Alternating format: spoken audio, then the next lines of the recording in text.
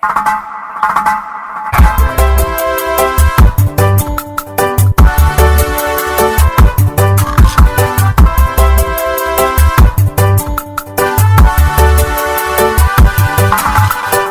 start it all over again by talking about the real love. This life that we're living is going to be good. Talking about the oppressor, talking about the hypocrites. Some of them is knowledge, and some of them lack of knowledge and common sense of living. I'm talking about silence, slavery, that whole human race. Ain't got no money, ain't got no food, ain't got no money, ain't got no friends, ain't got no money where to lay my head. There will be no peace. Yes, brother. How you doing today, sir? Man, I'm doing great, man. Oh. Special grace of God. Every time one have to believe that it's God. Yes, He is the creator of heaven and earth. Blessed, blessed. We want to hear the point whereby the sons and daughters of Africa, we scatter all the places. Our parents say when a child grew up, a child is capable to be on his or her own. The answer is yes or no. Yes, perfect. So today now, we would like to solidarity with our people back home. Now that we are here in America, we must solidarity first of all, stand and support the government of the United States of America, because these are the people that give us a grant to stand and help ourselves here. The answer is yes. Yes, exactly. Tell me the support that you can give to Donald Trump government right now, because he was there before. Now this is his return match. Do you think Donald Trump will do something better?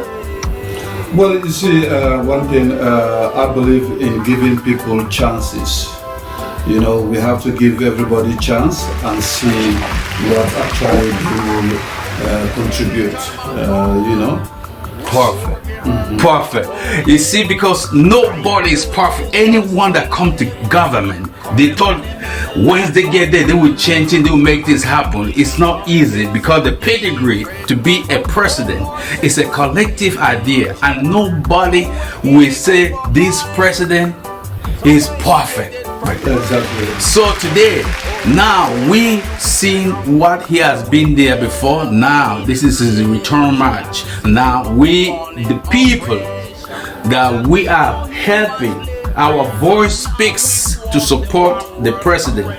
With that giving and take, there will be no any solution in any government. So now, brother, you are from Africa, even though you are not born here, but you are a citizen.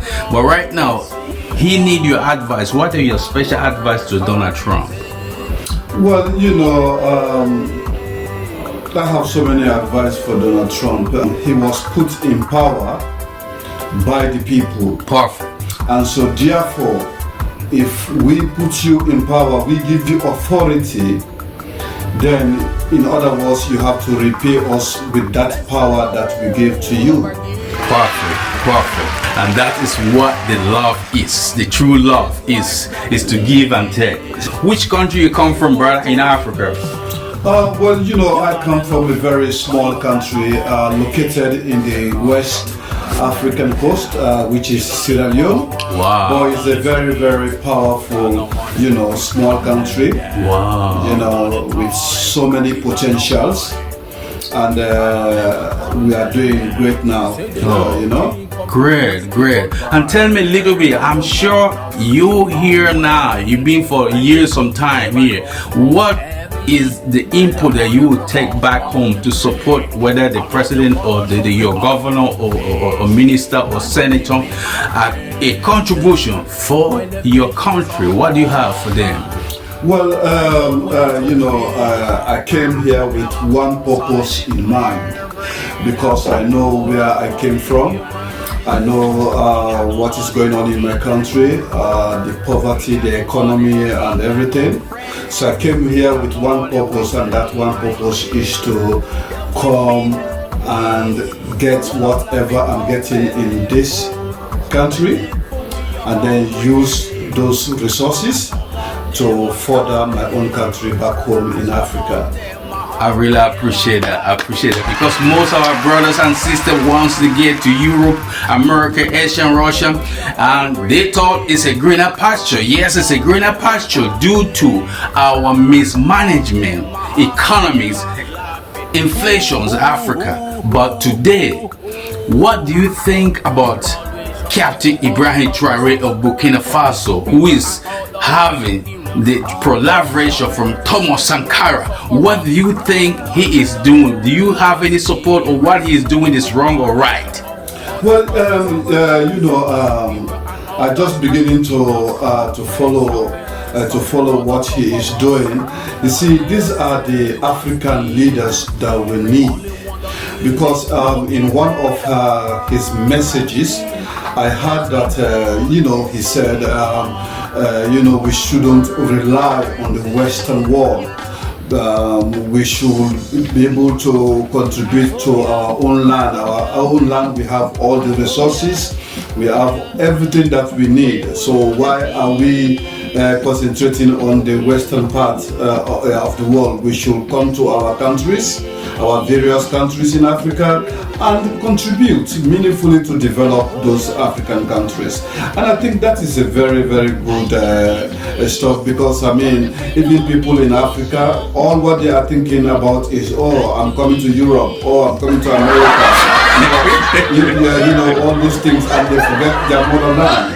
And so therefore, like I said earlier on, come here with a purpose, and the purpose is to come and find what you are finding, and then go and develop your motherland. So Ibrahim Traore, really, I like him because he wants to see African unite. He wants to see African come together, because we have all the resources, we have all the minerals, we have all the potential. So he wants us to go back home and develop those potentials that we have for the benefit of our people. I really appreciate it, brother. I really appreciate it. So by hearing this, our colonies, whether you are a French or English, they call it Francophone, Anglophone, or Spanish or Portuguese, we don't have anything against your time of colonization. But today, if a child grew up, would you advise that child to be with you for the whole life, or you advise the child to be on his own? When you have a child is an innocent being, and so therefore we have to instill all the qualities that they needed, that when they grow up they become a meaningful citizens. So we need to actually teach them morals, spiritualities, education, everything that will develop them in the future, so they can become an individual, and they'll be able to do things for themselves without any further support again from the family. Oh, so great. Therefore, that stands a meaningful thought for our generation coming, the sons and daughters of Africa in diaspora, right. Whether you're in Europe or America, Asia, China, Russia, Caribbean, it doesn't matter. This is a time, and I'm sure our old colony, they will solidate those who really felt what life really was. They will never, no one will say a child grew up must stay with he or her for the whole life. Our colonies, English and French, all over in Africa, these are the two major. So we solidate with you. We have nothing against French, we have nothing against English, but one people. This time has come that a child grew up, this child want to be on his own. The answer is yes or no, brother. Yeah, well, yeah. Everybody like their independence. Everybody wants to be on their own and do things on their own without any suppression, without any coercion, or without anything. So I mean, it's a good thing that when a child is growing up, you have to give him or her all the virtues, all the direction, the good direction, so that when they grow up as an individual, they'll be able to contribute meaningfully to their society. So great in this. So our viewers, they are our colonists, they are our friends. We, the sons and daughters of Africa. If you are born in Africa, reborn in Africa, none of us will hate white people. No discrimination. The blood of Africa, we still have the love. We learn so slow, yeah. The Western are faster than us. Yes, we accept it, but this is the time that we take things on our own shoulder. It's time for us to help ourselves. We want a great solidarity to support the brother Captain Ibrahim Traore, Burkina Faso, because the collaboration of Thomas Sankara, it is what is blowing on the air. So you are welcome, brother. Tell your viewer, what is your name? My name is Sheko.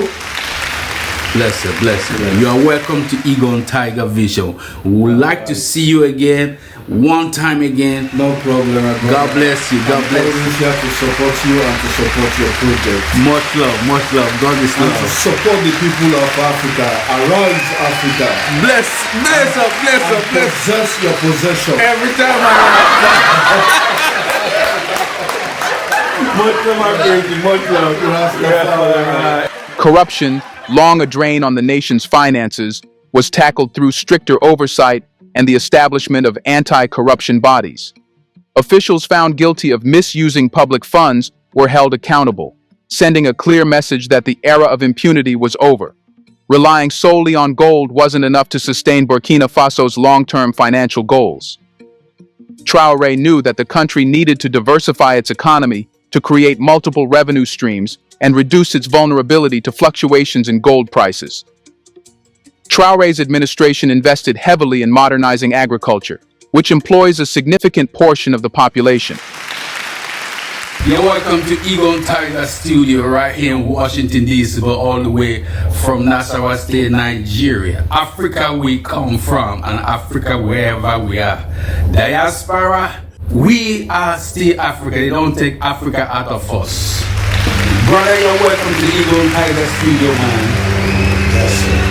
What's your name, sir? My name is Warren Thomas. You're welcome to the Egon Tiger Studio. We are here solidating with our brothers here in America and Africa and with the whole world. Color plays a lot, but deep inside is what the content of what the heart is speaking is love. So what I'm trying to say here is that we would like to solidate with our president, whether he's doing the right thing or doing the wrong thing. We are the people that brought him to the office. So what do you think the return of Donald Trump? What I think about Donald Trump is, me personally, I think he's trying to start a war. Because the way the economy is now and the way the world is today, the things he's doing is affecting the black community. So he thought. So the people that voted for him, now it's affecting all nationalities. And now they get to see how we feel and what we was going through, our struggles, but we stayed focused and had a positive attitude and adjusted to the way the world was going. But now it's affecting the people that's making all this money, that they got kids in college, they got these jobs, their perception of life is changing along with ours, that now everybody is in this struggle together. It's a we thing. It's not an I thing. Don't no one run this country. It's unity. I got you, brother. So what we see now, the systematic in the government today, we judge, or people judge someone by their character and their performance. Two things. It's not just character, it's performance. Let's say now the whole president, since the beginning of this independence of America, the Africans, Europe, American, Asian, Russia, China, we are fighting for the recovery of our economy. Every country, every leader that stands for a nation, it has ups and downs, the pros and cons. Now, the system that our president is taking right now, he talks about, first of all, our protection, our soldiers, deployed in different countries. The borders is being controlled by so many insurgency, which is a lot of terrorists, and our soldiers being sent into all this part of. So now, like saying, anyone who spend time in the military, it doesn't matter, only in America. If you spend time in the military and you experience what the military men are talking about, nobody smells it better as they are. Many of our soldiers being on the battlefield, some were sending casket, the name tag and the heart to the parents. But when they get back here, the politicians play politics. Whether Democrat, Republican, and the independent, liberal, it doesn't matter. But do you support Donald Trump to stand to send our soldiers to defend only our border or to defend other nations? No, I don't. I don't agree with that. We have enough stuff going on in our city, right? And I look at it as far as unity. Without unity, we nothing. You know, Perfect. the ties that bind us together are stronger than those that tear us apart. You know, so if we come together as one, and then you gotta realize some of us voted them in there. And Right. the same way we voted them in, if we stick together with unity, we can make a change. You know, but we all have to be in, all hands got to be on deck. You know, I don't agree with sending our loved ones to fight for another country when there's a lot of stuff is going on in our own country. Now we're You know, talking. so Now we're talking. I don't agree with that, and especially you talking about our loved ones. Yes. That's on the front line when his loved ones is not on the front line. What side we gonna be on? And I don't think that's right to do for people that trying to work together and you trying to separate. We can do a lot together than separate. Why we can't fight for the country we in? Why we can't get the jobs we want to get? Why we have to take the jobs away from the people that's living here and go feed other countries? You know, why we can't take care of our kids here and make them have a better school, a better education, and show them and guide them and direct them with morals and principles, because they can be whatever they want to be. But we fighting to survive, not live in our own country. And that don't make sense to me. Now you're coming to the point. And that is what Donald Trump systematically tried to. Any country without military, that country can never survive. And that is what number one priority Donald Trump is standing for. Some people don't understand this father. He has been there. Let's give Donald Trump another chance, because if you watch very well his cabinet that he worked with, do you see any of them again? Only 30% out of 100%. He changed all of them. If Donald Trump is not listening to the people, I don't think we came back with the same people. The answer is yes or no, brother? The answer is yes. All right. Those who ever been in the battle, if you see people fighting in the ring, it's like joking, but they will say, oh, get him, get him, get him. But you don't know how the pedigree of that ring test. And now, what are the solutions? Do you think if Donald Trump asks you to give us feedback to fight against all these drugs in the city, our kids are just dying because of common things, just to stay on the street drinking, smoking and all that, and the gun children have been so many molested kids, all kind of crime in the city. What advice do you think now that you would say, father, brother, can you adjust this? I would say that's ironic he said that, because we ain't building no poppy fields here in D.C. So the drugs is coming from the higher people, and they're allowing it in. And what I see is it's affecting my nationality. You know, and I see it in the city because I'm from this city, born and raised here, and I see what the drugs is doing to my nationality. You know, and I hate to say that, but it is what it is. So what I can say is, we don't bring the drugs here. We don't bring them here.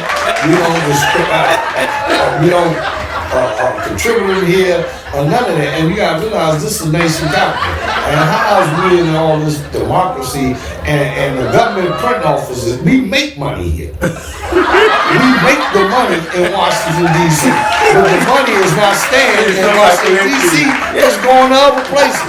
We feeding other people in other countries and cities when we hungry here. We fighting for other countries when we need to fight for each other. Yeah. So I don't understand. Now you're hitting the point. I don't understand that, man. Make that make sense to me. Do you know that this is what Donald Trump is fighting for, brother?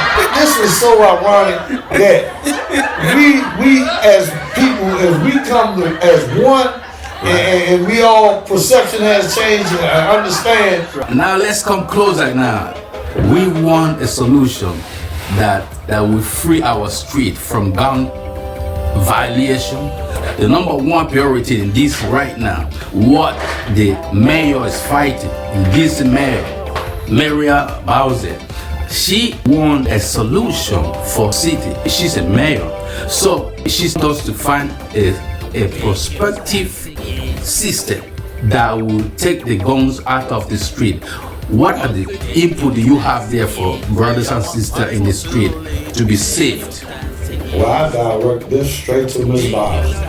Have more programs, have something for these kids to do when they get out of school, like recreation, summer jobs, special events programs, so the kids can have something to do besides turn to the streets. Because when you turn to the streets, I look at it, my perspective and my experience is that they would die, not physically, but spiritually. They would die spiritually. Mentally, spiritually, and emotionally. That's a spiritual death, which is one of the worst deaths. So she need to find something for these kids to do after school. Like programs for these kids, summer jobs, like I just said, some type of activities for these kids to get into, so the kids will have something to look for when they get out of school. Amen, amen. I really appreciate you for that, because that is what we want. And thank you very much for life and direct at Eagle Tiger Vision. And may God bless the good Samaritan people like you. And we wish our mayor, Maria Bowser, to listen to these people. So we want something better for our generation. The gunshot in the street today is so rapidly. The people have gone without any license, of which is another part of it. In the most recent continuing resolution language, it ignores our already congressionally approved fiscal 2025 budget. Instead, it would peg us at FY24 levels, the levels that federal agencies are, because they do not have an approved FY25 budget. But we are not a federal agency.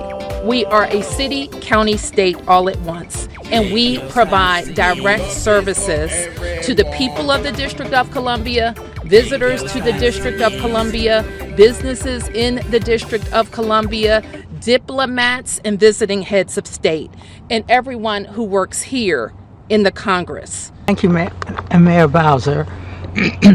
House Republicans released the text of a continuing resolution this weekend that commits nothing less than fiscal sabotage of D.C. It is the latest blow in an escalating war on D.C. residents and the limited home rule D.C. currently possesses, of which is another part of it. So I really appreciate coming to the Eagle and Tiger Vision Studio, and we will have you again one of these days, another topic. May God bless you. God bless you too. Well, remember, the kids are our future, not us.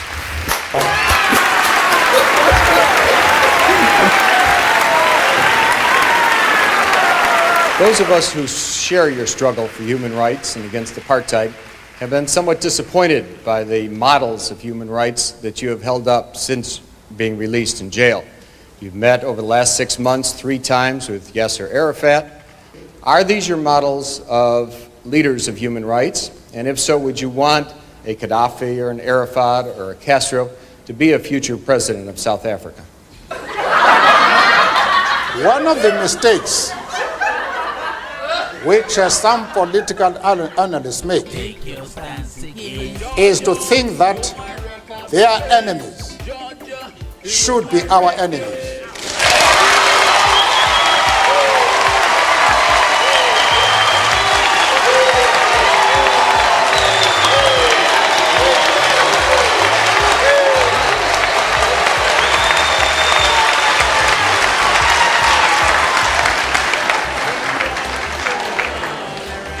Our attitude towards any country is determined by the attitude of that country to our struggle.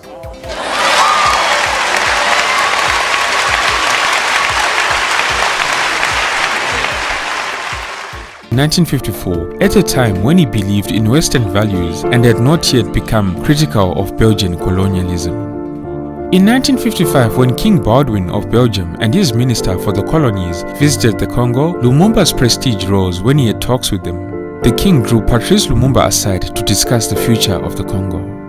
However, his newly found status made him bitter enemies among both the Belgian administrators and some locals in the Congo. As a result, from 1956 onwards, the colonial administration kept him under constant surveillance. In 1956, the young Lumumba was invited by the government to visit Belgium for a study tour, but on his return to the Congo, was arrested on charges of embezzlement. This alleged embezzlement of funds had taken place when he worked in the post office. There is a general belief, however, that these charges against Patrice were trumped up. The authorities were determined to get him out of the way of the efforts we are undertaking. Like other delegates that were present at the conference, Patrice Lumumba returned home burning with enthusiasm for the struggle against colonial rule and determined to build the MNC into a mass political movement along the lines of Kwame Nkrumah's CPP. Patrice Lumumba was now hell-bent on fighting for Congolese independence. Nationalists denounced these plans as being too slow and called for a boycott of the proposed municipal and rural elections.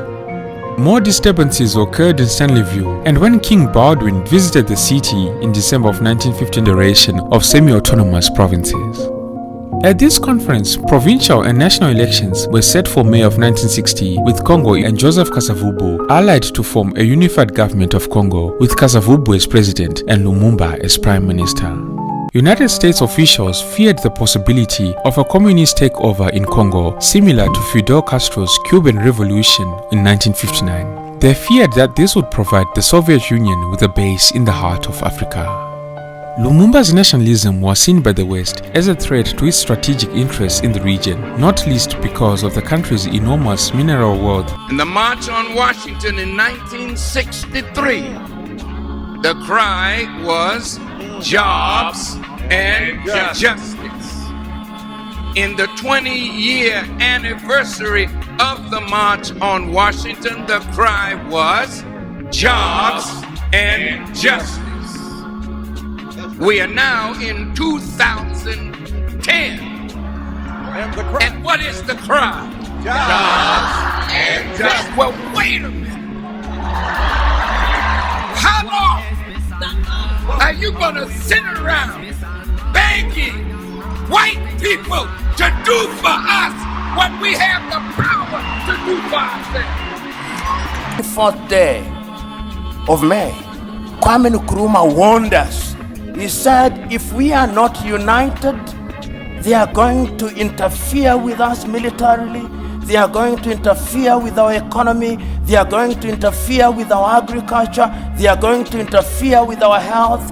Our duty, and I hope that when African heads of states and government meet in Addis next week, it will not be another jamboree at which pro forma speeches are read.